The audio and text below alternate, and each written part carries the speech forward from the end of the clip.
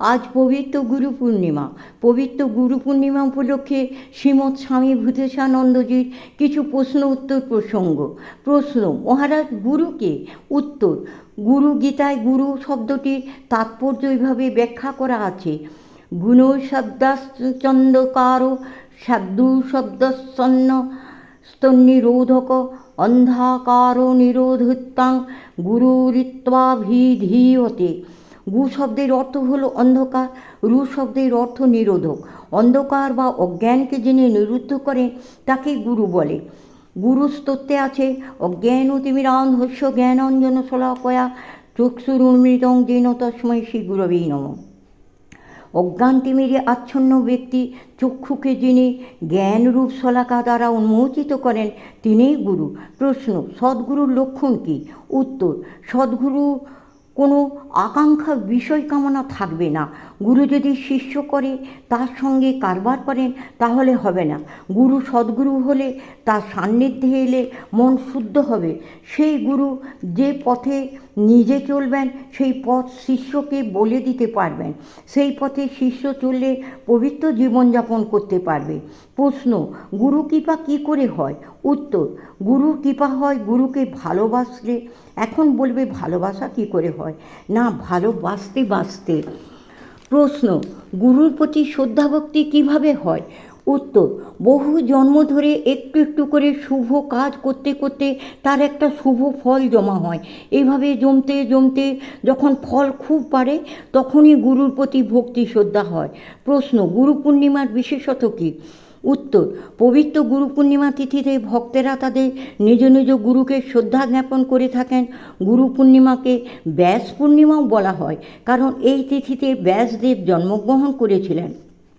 প্রশ্ন: ব্যাসদেবের জন্মতিথিকে গুরু পূর্ণিমা বলা হয় কেন?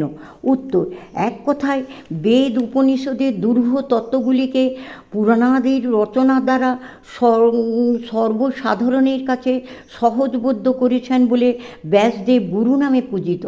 বেদকে বিভাগ করেছেন বলে বেদব্যাস নামেও খ্যাত।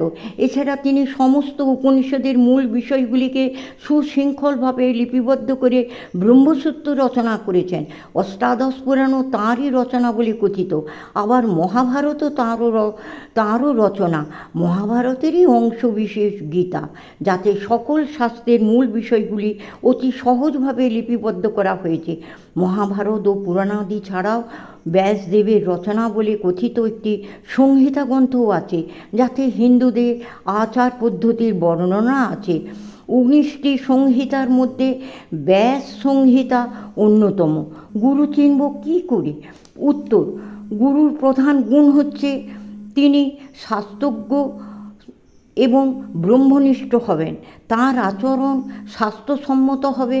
স্বার্থ বুদ্ধি রহিত হয়ে কেবল শিষ্যের প্রতি করুণার্দ্র চিত্তে অজ্ঞান সমুদ্র থেকে উদ্ধারের উপায় উপদেশ করবেন। ক্ষত্রিয় এবং ব্রহ্মনিষ্ঠ এই দুই কথা গুরু সম্বন্ধে বলা হয়। শাস্ত্রজ্ঞান না থাকলে প্রকৃত তত্ত্ব বুঝতে পারবে না। আবার ব্রহ্মনিষ্ঠা না হলে সংশয়ই দূর হয় না। ব্যবহারিক জীবনে গুরুর সঙ্গে আধ্যাত্মিক গুরুর এখানেই পার্থক্য। গুরু কেমন? না, ক্ষত্রিয়ং ব্রহ্মনিষ্ঠম, শাস্ত্র বিষয়ে অভিজ্ঞ এবং ব্রহ্মস্বরূপে প্রতিষ্ঠিত। শিষ্য গুরুর কাছে কেমন করে যাবে? সম্যক পাণি, অর্থাৎ গুরু সেবার উপযুক্ত উপকরণাদি নিয়ে সেবার ভাব নিয়ে যাবে। পুরাণ ও উপনিষদের বিভিন্ন স্থানে উল্লেখ আছে, কোনো বিদ্যাকে সঠিকভাবে জানতে হলে সে বিদ্যায় অভিজ্ঞ ব্যক্তির শরণাপন্ন হতে হয়।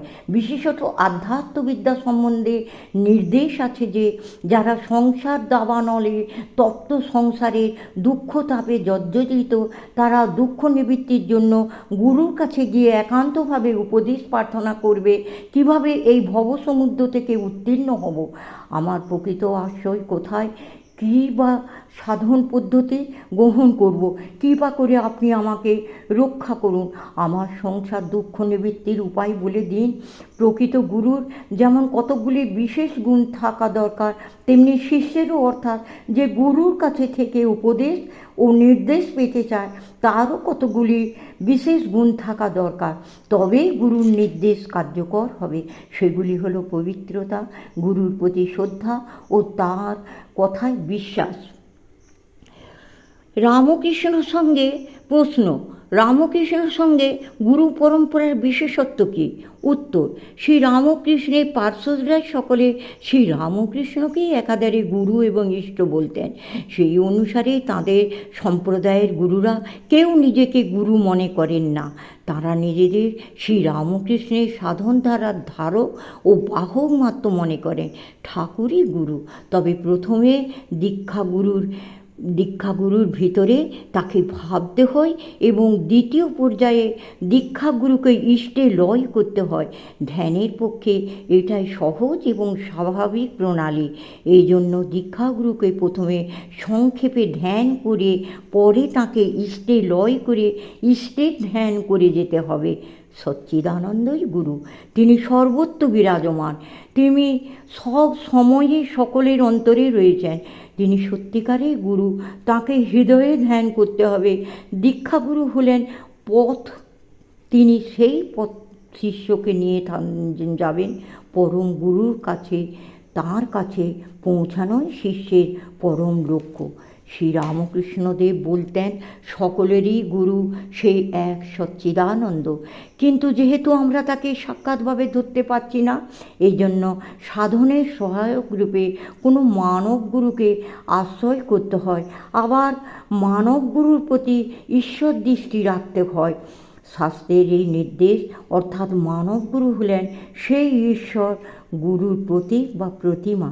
সুতরাং যখন আমরা বলছি গুরু ইষ্ট এক বা গুরু শিষ্যের সঙ্গে সঙ্গে থাকবেন, তা এই শাস্ত্রীয় দৃষ্টিকে লক্ষ্য করেই বলা হয়।